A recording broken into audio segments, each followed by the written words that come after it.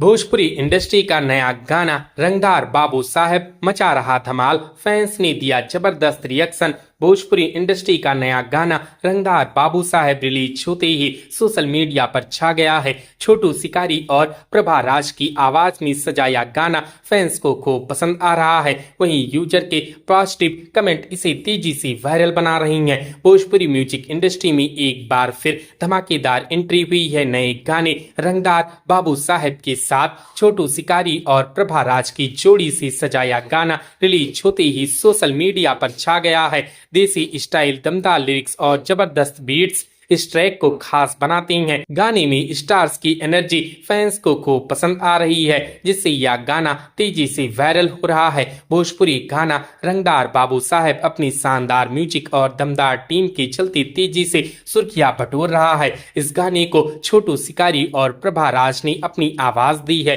जबकि इसके बोल खुद छोटू शिकारी ने लिखे हैं। म्यूजिक डायरेक्टर अभिषेक गुप्ता हैं, जिन्होंने इसे बेहद कैची और एनर्जेटिक बनाया है। गाने में शिवांगी साहू की मौजूदगी इसे और आकर्षक बनाती है। वीडियो का निर्देशन बिट्टू सम्राट ने किया है। तो दोस्तों, क्या आपने इस गाने को सुना है? हमें कमेंट करके जरूर बताएं। वीडियो अच्छी लगी हो तो वीडियो को लाइक करें, शेयर करें और इसी प्रकार की वीडियोस के लिए हमारे इस चैनल को सब्सक्राइब करें। हमारी इस वीडियो को देखने के लिए आपका धन्यवाद।